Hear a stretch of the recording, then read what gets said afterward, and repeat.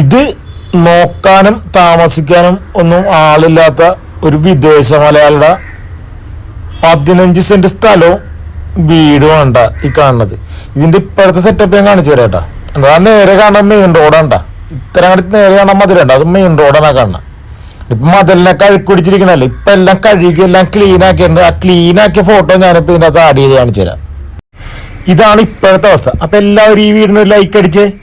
Like അടിക്കാത്ത ഒരുപാട് പേരുണ്ട്. അപ്പൊ എല്ലാവരും ആ ബെല്ലൈക്കണിൽ ഒന്ന് തൊട്ടാ പോരെ, ചെറിയൊരു പണി, എനിക്കൊരു സന്തോഷവും കിട്ടും. എടാ ഇതാണ് വീട്. ഇപ്പൊ എന്ന് വെച്ചിട്ടുണ്ടെങ്കിൽ ഇതൊക്കെ കഴുകി ക്ലീൻ ചെയ്ത് നല്ല സെറ്റ് ആക്കിയാറുണ്ട്. ഇപ്പൊ നിങ്ങൾ ചെന്ന് കണ്ടുവരണമെങ്കിൽ ഈ വീട് നല്ല സുന്ദര കുട്ടപ്പനാണ്.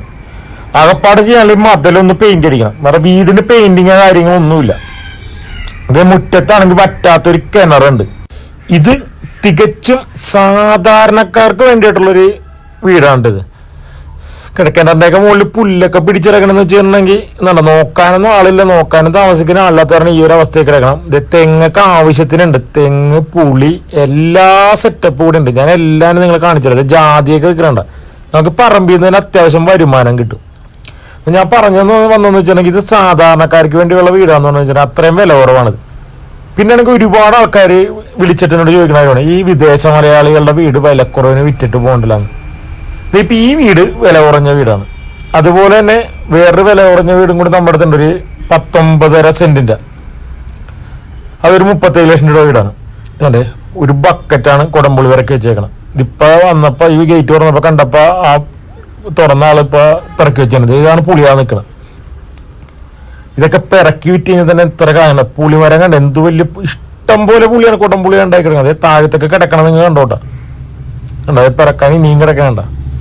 ഇവിടെ നിന്ന് ഇപ്പൊ പിറക്കി വെച്ചാണ് ആ ഒരു ബക്കറ്റ്. വലിയൊരു പുളിമരം. തെങ്ങ്, ഇതിന് പുറത്തൊരു ഔട്ട് ഹൗസ് ഉണ്ട് നമുക്ക് സാധനങ്ങളൊക്കെ വെക്കാൻ വേണ്ടി. അപ്പൊ നമ്മൾ പറഞ്ഞു വന്നെന്ന് വെച്ചിട്ടുണ്ടെങ്കിൽ ഇത് ഈ വിദേശ മലയാളികളുടെ വീടേ.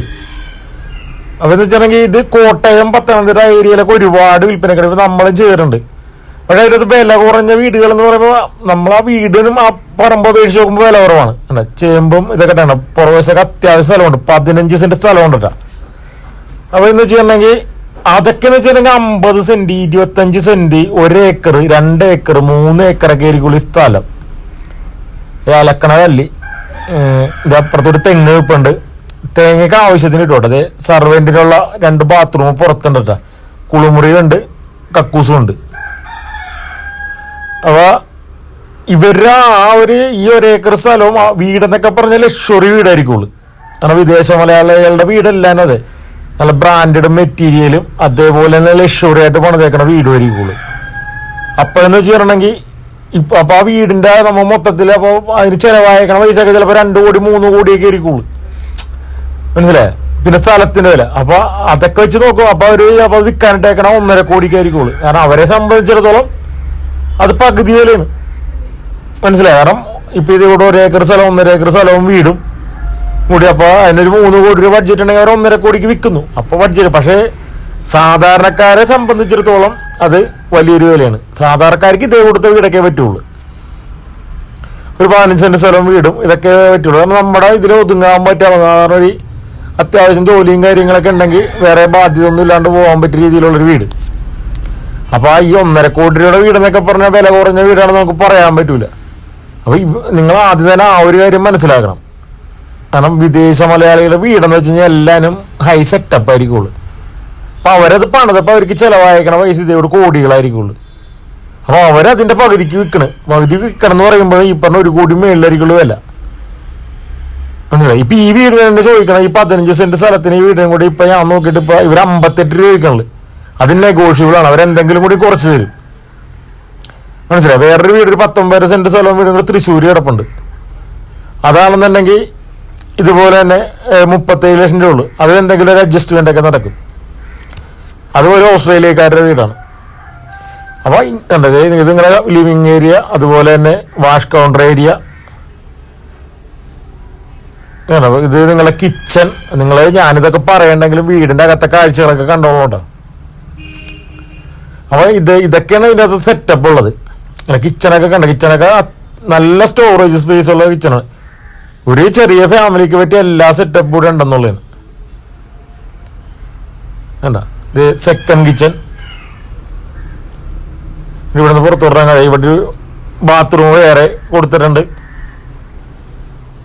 സർവൻറ്റിനുള്ളതിനാണ്, വീടിൻ്റെ പുറത്തുണ്ട്. അപ്പോൾ അങ്ങനെയുള്ള കാര്യങ്ങളൊക്കെ ഓക്കെയാണ്. ഇതാണ് നിങ്ങളുടെ സെക്കൻഡ് കിച്ചണ്. തീ കത്തിക്കാനുള്ള അടപ്പ് കാര്യങ്ങളൊക്കെ പിന്നെ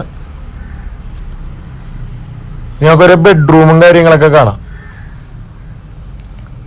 അപ്പോൾ ഇത് നമുക്ക് ഇടയ്ക്കിടയ്ക്കൊക്കെ വരുള്ളൂ. അപ്പോൾ എല്ലാവരും ഈ ചാനൽ സബ്സ്ക്രൈബ് ചെയ്യാൻ മറക്കരുത്. കാരണം ഈ ചാനൽ തീർച്ചയായിട്ടും നിങ്ങൾക്ക് ഉപകാരപ്പെടും. ഇനിയിപ്പോൾ നമുക്ക് ഇതിൻ്റെ ഒരു ബെഡ്റൂമായിട്ട് കാണാം. ഇതാണ് നമ്മളുടെ ഒരറ്റത്തുനിന്ന് തുടങ്ങി കാണാം. ഇതൊരു അറ്റാച്ച്ഡ് ബെഡ്റൂമാണ്. ആവശ്യത്തിന് വലിപ്പവും കാര്യങ്ങളൊക്കെ ഉള്ള ബെഡ്റൂം. ഞാൻ ആദ്യം പറഞ്ഞില്ല, ഇതൊരു സാധാരണക്കാരന് വേണ്ടിയുള്ളൊരു വീടാണ്. അതൊരു 50-55 ലക്ഷം രൂപയൊക്കെ മുടക്കാനുള്ളൊരിത്. അതായത് നമുക്കിപ്പോൾ ലോണും കാര്യങ്ങളൊക്കെ, നിങ്ങളുടെ പ്രൊഫൈലും കാര്യങ്ങളൊക്കെ പക്കയാണെങ്കിൽ നിങ്ങൾക്ക് ഇതിനുള്ള ലോണും കാര്യങ്ങളൊക്കെ അവൈലബിൾ ആണ്. നമുക്ക് സിബിൽ സ്കോറും കാര്യങ്ങളൊക്കെ ഉണ്ടെങ്കിൽ ലോണിനൊന്നും ഒരു ബുദ്ധിമുട്ടുണ്ടാവില്ല. കാരണം ഇത് 15 സെന്റ് സ്ഥലവും വീടുള്ള കാരണം അങ്ങനെയുള്ള കുഴപ്പമൊന്നുമില്ല. പിന്നെ ഇതിൻ്റെ ലൊക്കേഷൻ വന്നതെന്ന് വെച്ചാൽ തൃശ്ശൂർ ജില്ലയിൽ കോട്ടക്കരയാണ്. കോട്ടക്കര മെയിൻ ജംഗ്ഷനിൽ നിന്ന് 2 കിലോമീറ്റർ ഉണ്ട് ഈ വീട്ടിലോട്ട്. രണ്ടാമത്തെ ബെഡ്റൂം വേണ്ട. അതുപോലെ തന്നെ ഹൈവേ എന്നാണെങ്കിൽ നമ്മുടെ Thrissur main highway, Thrissur Ernakulam Angamaly highway എന്നാണെന്നുണ്ടെങ്കിൽ ഒരു 1 കിലോമീറ്ററും 200 മീറ്ററും കൂടി ഉണ്ടാവും. 1-200 അല്ലേ. അപ്പം നമുക്കിതെന്ന് വെച്ചാൽ നല്ല സൈലൻ്റ് ഒരു ഏരിയ ആണ്. അന്നേരം ശാന്തസുന്ദരമായ ഏരിയ എന്നൊക്കെ പറയില്ലേ. മൂന്നാമത്തെ ബെഡ്റൂം. മൊത്തം ഈ വീടിന് 3 ബെഡ്റൂമാണ് ഉള്ളത് കേട്ടോ. ഒറ്റ നില വീടല്ലേ. പിന്നെ നിങ്ങൾക്ക് ആവശ്യമുണ്ടെങ്കിൽ മുകളിലോട്ട് എടുക്കാം കേട്ടോ. ഇതൊക്കെയാണ് ഈ വീടിൻ്റെ സൗകര്യങ്ങൾ.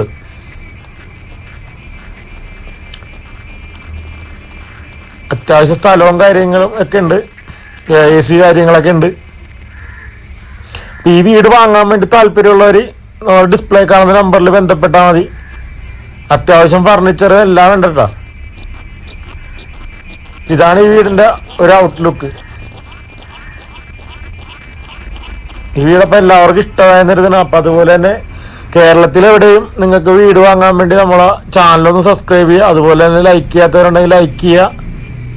അങ്ങനെ ഈ ചാനൽ തീർച്ചയായിട്ടും നിങ്ങൾക്ക് ഉപകാരപ്പെടും. ഇന്നല്ലെങ്കിൽ നാളെ. ആണ് ഇത് എന്താ ലുക്ക് നോക്കി. അത്യാവശ്യം വലിയ living area, dining area separate. അവിടെ ഒരു കർട്ടനൊക്കെ ഇട്ടുണ്ടെങ്കിൽ നല്ല പ്രൈവസിയും കിട്ടി. അവിടെ ഇതേ കൊടുത്ത നല്ല നല്ല വീടുകളാണ് നമ്മൾ കൊണ്ടുവന്നല്ല.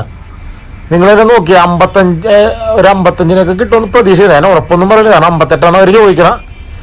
അപ്പോൾ അതൊക്കെ നിങ്ങൾക്ക് നേരിട്ട് സംസാരിക്കാവുന്ന കാര്യമാണ്. അതൊക്കെ നിങ്ങൾക്ക് ഈ വീട് വാങ്ങാൻ താല്പര്യമുള്ളത് ഈ കാണുന്ന നമ്പറുണ്ട്. ഈ നമ്പറിൽ ബന്ധപ്പെടാം. അതുപോലെ തന്നെ നിങ്ങൾക്ക് വീടുകൾ വിൽക്കാനുണ്ടെങ്കിലും ഈ കാണുന്ന നമ്പറിൽ ബന്ധപ്പെട്ടു. വലിയ വില ഒന്നും ചോദിക്കരുത്. കാരണം നിങ്ങൾക്ക് നഷ്ടം വരരുത്, വാങ്ങണവർക്ക് നഷ്ടം വരരുത്. ആ ഒരു വിലയിലുള്ള വീടുകളൊക്കെ ആണെന്നുണ്ടെങ്കിൽ നമ്മളെ ഡയറക്റ്റ് ബന്ധപ്പെടാം.